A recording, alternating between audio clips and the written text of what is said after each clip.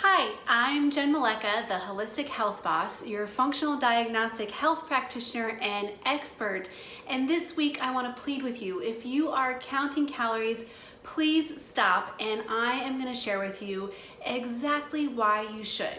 Now, for the longest time, we've been told that counting calories is the way to achieve weight loss. It's all about eating less and moving more, right? Well, not so much, as I'm going to break it to you this week. I was an obsessive calorie counter for the longest time. I used to log every bite I took, and I even religiously wore an Apex body bug on my arm, which was a calorie burning tracking device for years. But I still struggled to lose and maintain weight. And I've seen this calories in versus calories out equation fall short for so many others as well. In fact, this broken approach is a big reason why I got into functional medicine, because as a personal trainer back in the day, my clients weren't getting results even though they were exercising and watching what they ate. This was when I knew that there had to be more pieces to the puzzle in what was going on with weight loss. And sure enough, as I dug into how the body really works, it became very clear that calorie counting doesn't support long-term weight loss for a variety of reasons. So if you're counting calories, please stop. And here's some of the biggest reasons why you should. Reason number one is that your calorie calculations are all off. A study by Beltsville Human Nutrition Research Center found that our bodies sometimes extract fewer calories than the number listed on the label. Participants in their studies absorbed around a third fewer calories from almonds than the modified Atwater value suggested. And for walnuts, the difference was as much as 21%. You can read more about this study by clicking on the link in this blog. Aside from the body actually extracting fewer calories than what you might think you're consuming, food manufacturers are also allowed to underreport calorie values by as much as 20% in order to pass inspection by the FDA. So there's actually no way to know exactly how many calories you are consuming or not. Now, reason number two is that 1 pound of fat is not 3,500 calories like we've been told. Forever, you've been told that in order to lose 1 pound a week, you need to be in a deficit of 500 calories a day, which equals 3,500 calories in a week. And supposedly, 3,500 calories equals 1 pound of fat.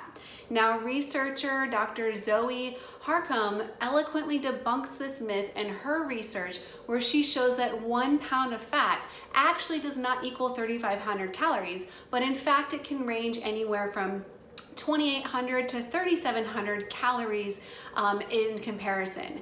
Now, this paired with reason number one makes this calorie equation even more messy and absolutely less accurate. Now, reason number three is that we are not a closed system. The weight loss formula of calories in versus calories out is said to be based on the first law of thermodynamics, which states that energy is neither destroyed nor created. It's simply transformed. So the energy from a calorie hypothetically is transformed as you work out and burned off in the form of heat. But here's the flaw. This law only applies to closed systems where there are no outlets. And as Sean Croxton says in his book, The Dark Side of Fat Loss, the human body seems pretty damn open to me. It pees, poops, and sweats into the environment. So based upon that, our body definitely does not abide by the first law of thermodynamics, as we are expelling energy in all different forms. Reason number four is that all calories are not created equal. When counting calories, you naturally try to conserve what you'll spend your calories on, right? And this often results in a scarcity mindset, triggering you to choose foods that are less nutrient dense and less satiating, such as 100-calorie packed snacks, in order to feel like you get more to eat and that you get to eat more frequently. Now, fats contain 9 calories per gram, while protein and carbs contain 4 calories per gram. At first glance, it appears though as though carbs and proteins would be the ideal choice when counting calories. However, a higher carb diet spikes blood sugar levels repeatedly throughout the day, resulting in more cravings and leading to insulin resistance eventually, which causes weight gain. While on the other side, eating more fat balances blood sugar, cuts cravings, and is a better source of fuel for the brain and the body. So that's why this week, I wanted to share more with you about why exactly you should stop counting calories because it's just not working, and what you should be doing instead in order to support achieving your ideal health and weight. So let's dive into this a little bit deeper and talk about what to do instead. Now, once I stopped counting and calculating, I finally started getting real results. Losing and maintaining my weight was no longer a struggle. It came naturally.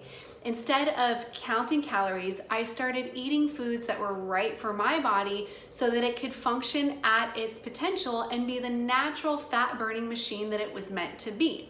And this is exactly what I teach my clients to do too. When you're eating the foods that are right for your body so that it can function at its potential, you will then have an abundance of energy that lasts all day long, sleep more soundly through the night and wake up feeling rested. You will feel satisfied between meals and no longer feel that need to snack or nap all the time.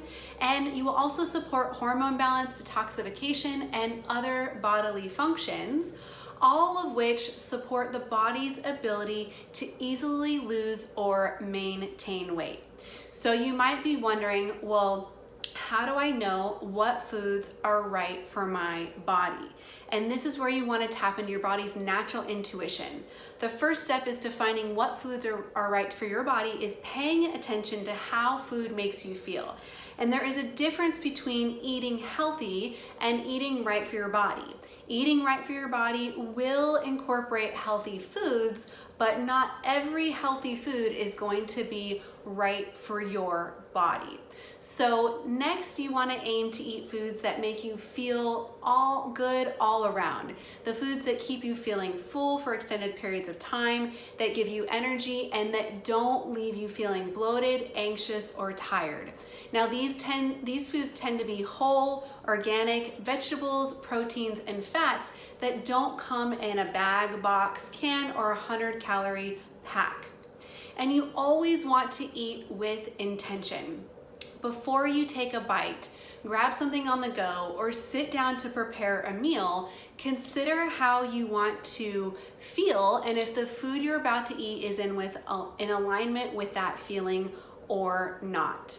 You'll probably find that most of your calorie counting types of foods don't meet these requirements because they result in energy crashes, the need to snack, bloating, anxiety, or a variety of other health types of ailments.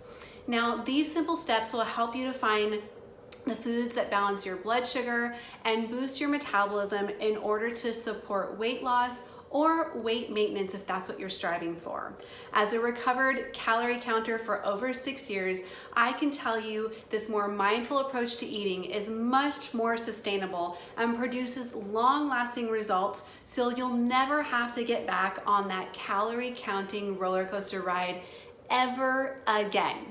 Now, if you're someone who wants more guidance on finding what foods are right for your body so that it can function at its potential and you can stop calorie counting for good, then I want to invite you to schedule an ideal health and weight discovery session with me so we can explore the possibilities by clicking on the link below. All right, that's it for this week, you guys. See you next week on the blog.